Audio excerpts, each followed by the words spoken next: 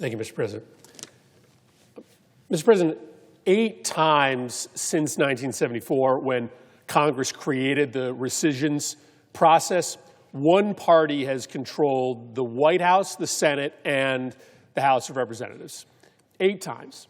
It's actually 4 times Democratic control and 4 times Republican control. 8 times one party had total control over the elements of the federal government necessary to pass legislation. And never before has either party done what Republicans are doing today: pass a partisan rescissions bill, double-crossing the minority party and canceling spending that just months before both parties shook hands on. Why? Why has this never happened before? Well, because this is just an old-fashioned double cross. It's a con job. Republicans and Democrats agreed on spending levels.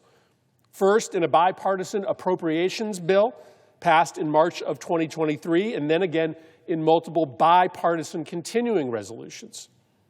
When a party controls the White House and both houses of Congress, it always has the power to use the rescissions process to pull a fast one, to agree with the minority party on a budget, because the rules say that you need 60 votes to pass a budget, to get majority party priorities funded in exchange for funding minority party priorities, and then to use the rescissions process to just double-cross the minority by using that process, which only requires 50 votes, to just then cancel the minority party's priorities.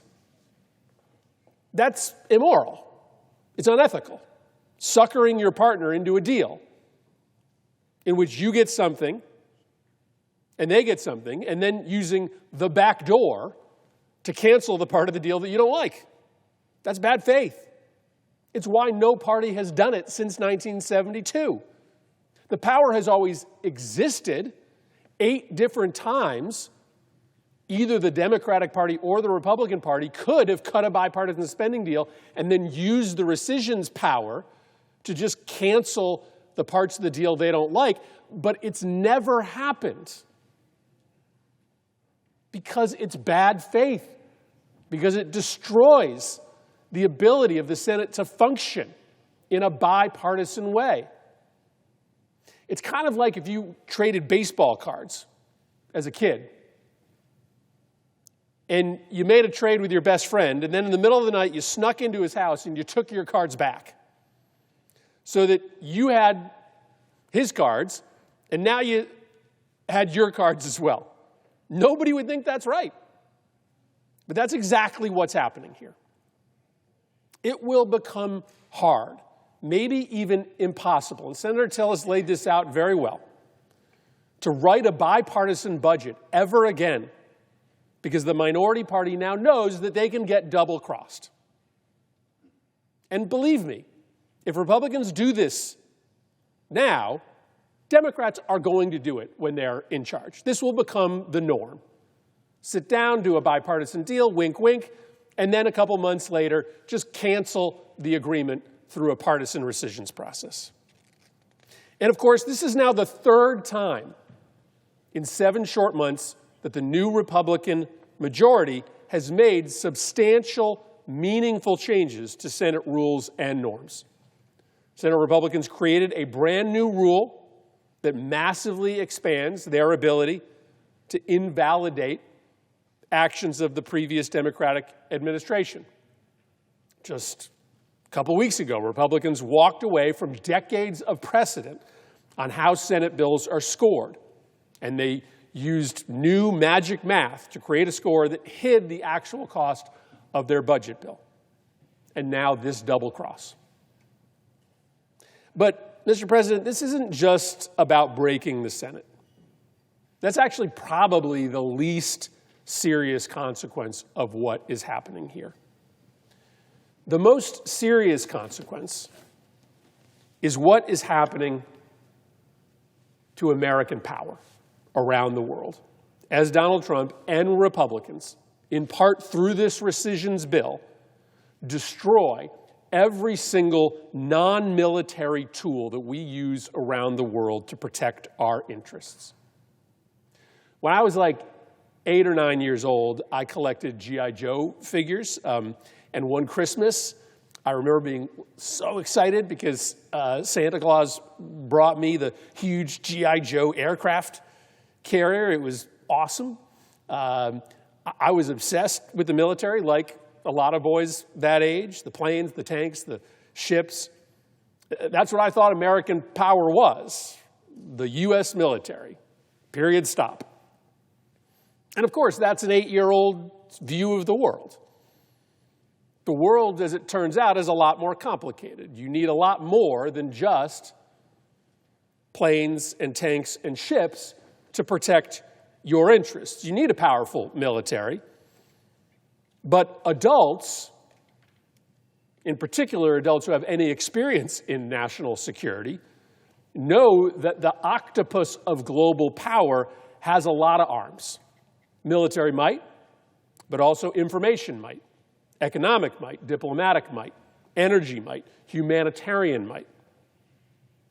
This revisions bill cancels billions of dollars in investments in non-military foreign policy tools. And it is part of a broader effort by the Trump administration to destroy almost every tool that protects American interests other than our military. Over the last 10 years, the defense budget has grown from about $502 billion to $825 billion. That's an extraordinary 10-year increase of about $323 billion. Over that same period of time, the State Department budget has grown from $54 billion to $56 billion, a $2 billion increase. Now, if you layer in emergency funds, that increase is more like $30 billion. But you are still talking about an increase for the military over the past 10 years that is 10 times the size of the increase for non-military tools. And this military myopia, it makes me remember my 8-year-old self because it is so childish. It's so immature. It is so divorced from reality. Donald Trump's national security strategy, fund the military and destroy every other way that we confront Russia, China, Iran, non-state actors, it could have been constructed by an 8-year-old. It's that unsophisticated, and it really amounts to surrender. Because as we stop projecting non-military power around the world, China and Russia, but especially China, they just celebrate and step into the void. Secretary Rubio announced on March 10th that 83% of USAID programs would be terminated. Meanwhile, China just announced an 8.4% increase in its own diplomatic budget for 2025, committing $500 million additional dollars to the World Health Organization over the next 5 years, an organization that the United States no longer belongs to. As a result of our cuts standing next to China's investments in diplomatic power, China will surpass the United States this year for the first time as the largest bilateral assistance partner for 40 countries. China is now the power at the World Health Organization. They call the shots about the standards of global health and pandemic relief. China is now the preferred economic development partner for many nations. China is now the dominant force in standard-setting boards for global commerce. This is a choice the Trump administration is making to make China, and to a certain extent Russia in certain forums, the dominant power when it comes to economic statecraft, information statecraft, energy statecraft. Let me give you a specific example. Today, information is power. If you control information flows, man, you control politics, you control economics, you control culture. China spends about $7 billion a year to promote their communist narrative to undermine U.S. leadership around the world and foster a China-friendly media environment globally.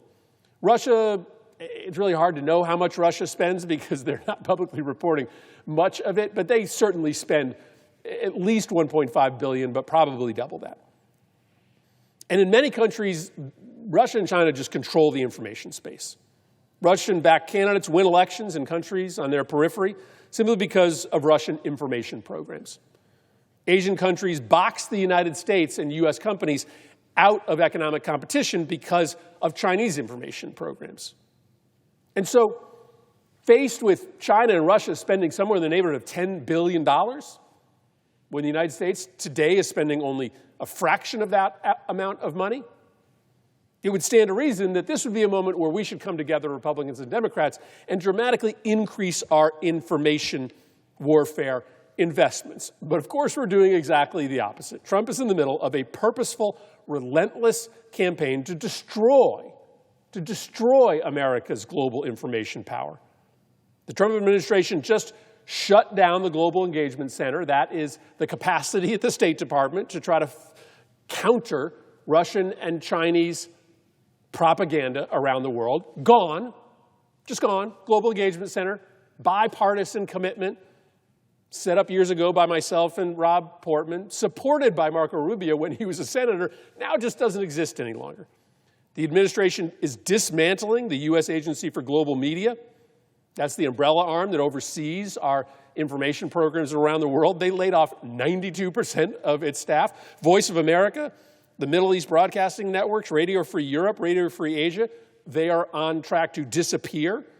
The arm of the VOA that combats Iranian anti-American information, gone. 54 different radio frequencies operated by Radio Free Asia to counter Chinese anti-American propaganda, gone. At the same time, China is opening up 80 new radio frequencies in multiple languages, including in those regions where America is disappearing.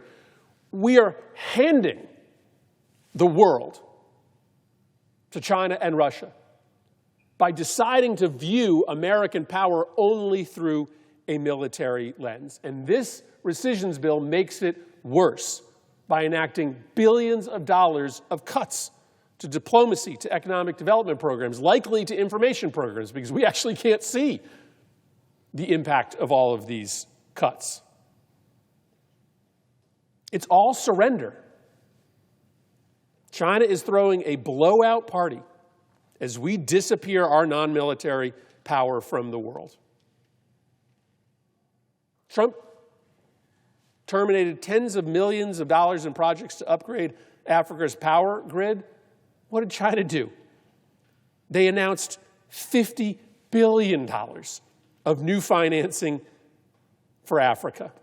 Africa, a place where the critical minerals exist to power AI and future defense systems. Africa, the part of the world whose economy is going to explode with opportunity, now opportunity that will go to Chinese companies, not American companies, as we withdraw our relationships with that continent as China steps into the breach. This revisions bill, standing next to Trump's destruction of all of our non-military foreign policy tools, is surrender to our enemies. This bill is a double cross. It is. It's a double cross. It's going to harm our ability to ever be able to do a bipartisan budget process in the future. But even worse, this bill is surrender to our adversaries who are chomping at the bit to fill the void that we are creating by adopting the national security strategy of an 8-year-old boy.